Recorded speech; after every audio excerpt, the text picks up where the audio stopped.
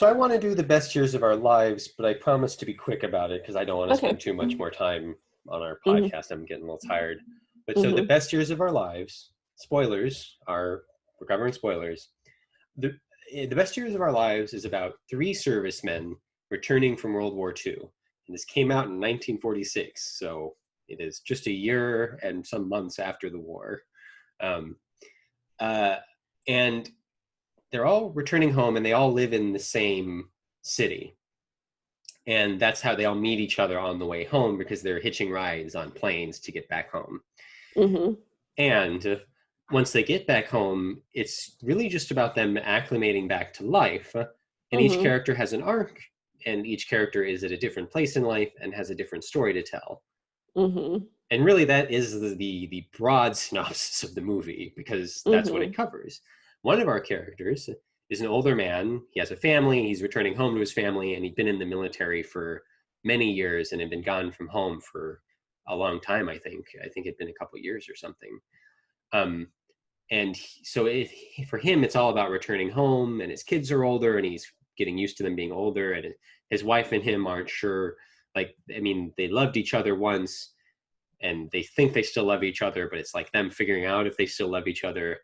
There's our man who's returned home, who got married right before the war to his high school sweetheart, I guess. And he's returning home to her, and she's been working and having her own independence. And it's about the two of them trying to get back together, but he has no work experience. He was a soda jerk before the war. And so now... That guy, he didn't know her very well. They got married after knowing each other for like a month. Homer's the one with the high school sweetheart. Sorry, you're right. Okay, yeah, I mixed that up. Anyways, and so he was a soda jerk, and he needs to find a job, but he has no experience, and it's hard for, veterans to find jobs then and even now. And the third man is somebody who was on a ship that went under, and he lost his hands and a part of his forearm, I think. No, he didn't lose his... He didn't lose his forearm. It's before the elbow. Before the elbow, yeah, which is... But I think it's, he doesn't have wrists. Yeah, he doesn't have wrists. He has a part of his after... He didn't lose his elbow, some amount after his elbow. I'm not sure what that's called, if there's a word for it. No, before his elbow. He has elbows. Yes, that's what I said. He has elbows, before his elbows. Anyways, but so he's returning home, and his family hasn't seen him without, his hands, and he had a girlfriend or a fiance. I forget if they were together or not, but and he's not sure how to acclimate back to things. He doesn't know how his family's going to deal with him, and his family doesn't know how to deal with him because he has a disability, and they're not sure, and there's all this confusion in the way they look at him and the way they try to help him do things, and this and that and the other thing. Oh, you have a Luna. Anyways, and so it's all about him getting back, and it's both about him accepting he needs to both love himself and also accept the love of his girlfriend / fiance. And weirdly, it's the one thing I like about this movie is that no one is trying to be mean to another person. This movie is not about, like, movies from this era or for the next 30 or 40 years, or even today, can be about blunt racism or blunt ableism or blunt sexism. Right. And this movie from 1946 isn't really about that. It shows up. Like, there's...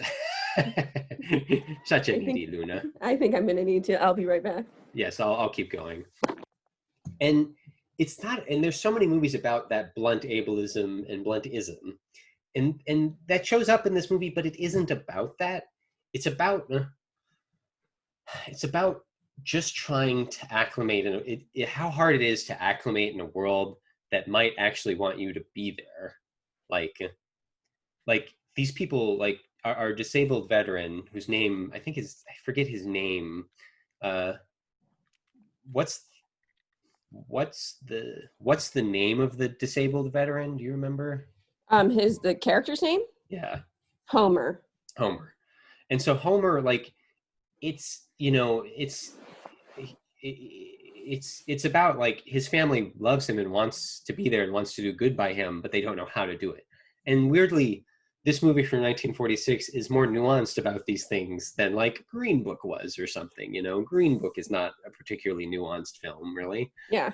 And again, you have that scene in The Soda Jerk where that man is being a complete shit to Homer, but that's almost more about the war really than it is about his disability. It's interesting, and I liked how kind of nuanced it is about all that, and it really is a character piece about three different characters. And I also liked how tender all the characters are to each other. Again, the older man comes back, and like his first night back gets really drunk and just belligerent, not really belligerent so much as kind of a mess. And his wife and his daughter take care of him. And this isn't like he's an alcoholic and we have to get rid of him. And it isn't like he's a horrible person. It's like, all right, we're putting up with this because we love him and we're glad to have him back. And he's dealing with stuff. Right. And it's never like spoken like, oh, your father is dealing with things. Like only one character is suffering from PTSD or what they might have called shell shock. And they talk a little bit of that character, we have some more overt discussion of it, but we don't really have it for, our older man. Like, and I really like that this movie is not about hitting you on the nose with things. Yeah. I mean, I first saw this movie on like the Turner Classic Movie Channel when I was pretty young. I mean, probably a teenager, and no one talked about it. And I was like, this is a great movie. Has anyone seen this? And no one was watching this movie. And it's still not as well known as I think it should be. I pretty much agree with what you want to say or what you said, and don't want to, labor anything. Yeah. I mean, the one thing is my shaky knowledge of this is that really PTSD and kind of the war's effect on people wasn't really as big a thing till post-Vietnam. I don't think they talked about it as much. I mean, shell shock, I think is what they called it, but I don't know. I wasn't there. But it's really interesting. I feel like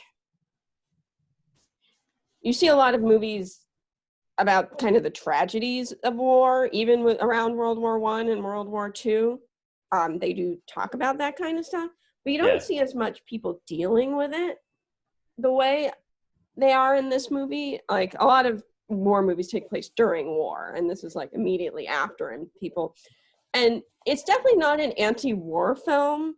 My guy called it a pro-soldier film. But there is an aspect where it is kind of saying like, this is complicated and some people think we shouldn't have done this. And, this guy who was a big deal in as a captain and a pilot or whatever is now a soda jerk. And like, this is not the romantic version.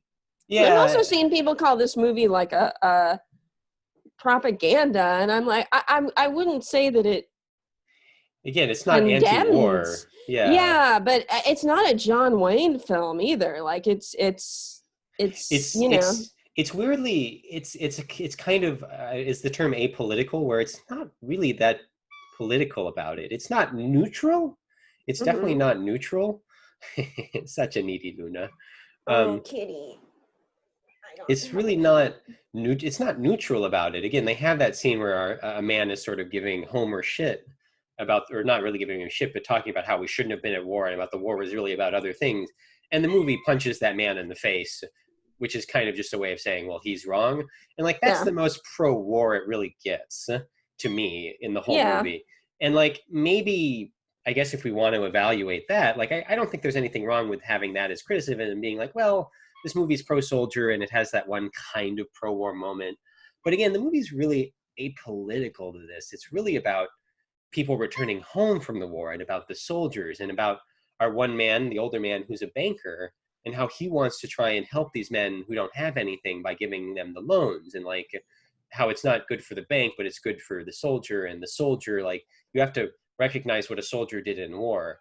It's this kind of thing where like veterans come home and society doesn't know what to do with them because they're damaged or because they were a part of a thing we don't agree with. And, Defy Bloods kind of covers some of that. And And so I think you can be anti-war and pro-soldier to a degree. I mean, that's almost more what like Defy Bloods is kind of, in a way. Yeah, Defy like, Bloods is kind of anti-war. It's complicated. It'd be complicated. so nice. It'd be so nice if it were simple, but it's not. So Yeah, I don't mind a critical look at the best years of our lives, but I don't think that um, I don't think it's saying it's pro-war. I think is wrong, and at least on a personal level, I'll have to watch a film essay or something to get a better idea of maybe to go deeper in it. For those listening, Sarah has wandered off for just a moment to try and distract Luna so we can finish up the podcast. But I think I need someone else to tell me a little bit more about it.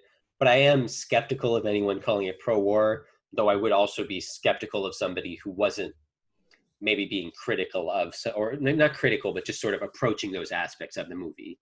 Like, I'd be skeptical of both things. Yeah, Anyways. Unspooled talked about it, and I thought what they had to say was pretty interesting. I also, did you mention, because I had to get up a few times because my cat's crazy.